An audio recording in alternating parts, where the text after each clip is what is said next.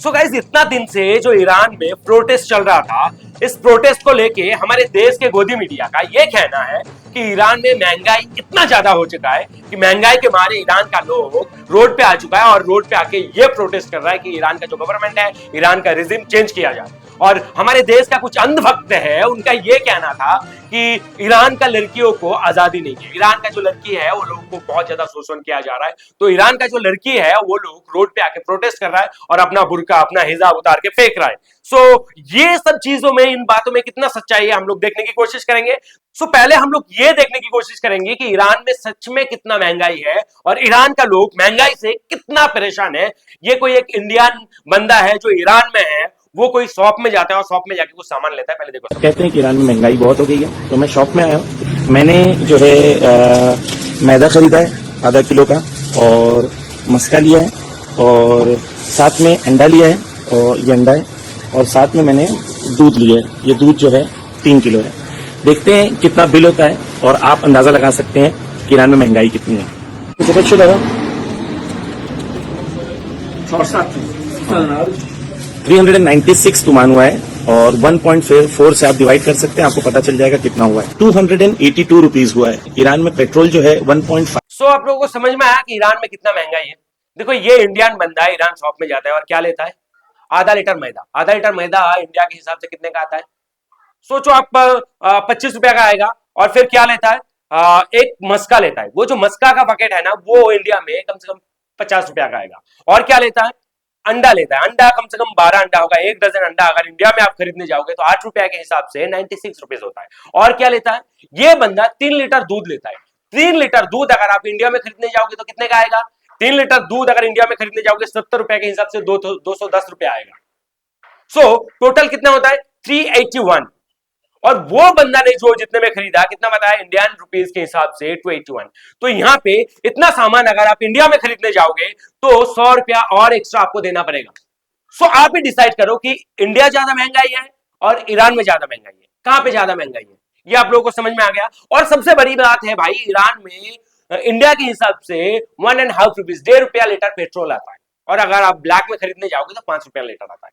तो जहां पे पेट्रोल इतना सस्ता है, वहां पे ऑटोमेटिकली हर चीज सस्ता हो जाएगा भाई। ये सब बकवास वाली बातें हैं कि ईरान में बहुत महंगाई हो गया, महंगाई के मारे लोग परेशान हैं, लोग परेशान हो गया इतना कि महंगाई के मारे उनको खाना नहीं मिल रहा है। ये ऐसा सीन नहीं है। उल्टा हमारे इंडिया में ईरान से बहुत ज्यादा महंगाई है। अब लड़कियों के मामले में हमारे देश के अंधभक्तों का बात सुनो जरा। 6 दशक के कठमुंडा शासन का इफेक्ट ये है कि लोग वहां बुर्का उतार रहे हैं और बुर्का जला रहे हैं। लेकिन यहाँ पे कुछ लोग कह रहे हैं कि भारत की महिला प्रधानमंत्री एक दिन बुर्का वाली भी बनेगी। ये अंधभक्त ये कह रहा है कि ये कठमुल्ला ऐसे कह रहा है, वैसे कह रहा है, और यहाँ पे तो जो मुस्लिम लड़की है ईरान में, ये हिजाब उतार के फेंक रही है, ऐसे कर रही है, ऐसे कर रही है, वो कर रही है। और वीडियो भी लगाया कौन सा? देखो, जिस वीडियो में जो लड़की अपनी हिजाब उतार के फेंक रही है उसके हाथ में क्रॉस चिन्ह लगा हुआ है। क्रॉस चिन्ह वाला लॉकेट है कि नहीं है? देखो आप लोगों ने। और क्रॉस चिन्ह वाला लॉकेट कौन पहनता है? कैथलिक लोग पहनता है ना। तो ये मुसलमान नहीं है भाई। ये जो लड़की हिजाब उतार के फेंक रही है ये कैथलिक है। हाँ, होगी कुछ ईरान में मुसलमान लड़की भी होगी जो हिजाब उतार के फेंक रही है, जो लोग चाहती है कि मुझे हिजाब नहीं पहनना है। तो कोई भी इस्लामिक कंट्री में ये कंपलसरी नहीं है कि आपको हिजाब पहनना ही पहनना है। आपका जो हिजाब है वो आपका पर्सनल मैटर है। आप अगर अपना धर्म को फॉलो करना चाहते हो, आप अगर अपने आप को प्रोटेक्ट करना चाहते हो, आप हिजाब पहनना चाहते हो तो पहनो, आप नहीं पहनना चाहते हो तो मत पहनो। इसमें कोई इशू नहीं है। ईरान में बहुत सारे लड़की आपको दिखाई देगा जो हिजाब में नहीं है भाई। ये मैटर है। यहाँ का जो अंधभक्त है उनको कौन समझाएगा? और उधर से ट्रम्प क्या कह रहा था कि भाई ईरान में जो भी लड़की लोग का अपना हिजाब के लिए प्रोटेस्ट कर रही है, जो भी लड़के लोग प्रोटेस्ट कर रहे हैं, उनके साथ मैं हूं, उनके साथ जरा सा भी इधर उधर हुआ तो मैं ईरान में हमला कर दूंगा, ऐसे कर दूंगा, वैसे कर दूंगा। लेकिन भाई जो लोग प्रोटेस्ट कर रहा है वो गन लेके भाग रहा है और लोगों को गोली मार रहा है। तो ईरान का गवर्नमेंट उनके खिलाफ कुछ ना कुछ तो कदम उठाएगा ही ना। तो ये चीज है। और असल में जो यूएस का ट्रम्प है, यूएस वाला, लड़कियों को किस लेवल का आजादी देना चाहता है वो जरा देखो। उनके भाषा में आजादी क्या होता है ये देखो। ये है यूएस वाला आजादी लड़कियों की। क्या आजादी है? ये सब नशेरी है। वहां पे ये आजादी है आपके पास कि आप चाहे किसी भी लेवल का नशे कर सकते हो और कहीं पे भी घूम सकते हो, कहीं पे भी पड़े रह सकते हो। और ईरान जैसा कंट्री में ऐसा नहीं है भाई। आपके पास आजादी है लेकिन आप किसी भी लेवल का नशे करके कहीं पे भी पड़े हुए रहो, कहीं पे भी पी कर दो, कहीं पे भी हक दो, ऐसा वाला आजादी नहीं है। सो ट्रंप ईरान की जो लड़की है उनको ये आजादी दिलाना चाहते हैं, और जो लोग बुर्का उतार के फेंक रही है वो लोग भी नशेरी है ऑलरेडी, और वो लोग भी चाहता है कि हमें ऐसा वाला आजादी मिल जाए कि हम किसी भी लेवल का नशा करके कहीं पे भी पड़ा हुआ रहूं, कोई कुछ ना बोले, गवर्नमेंट कुछ उस पर एक्शन ना ले।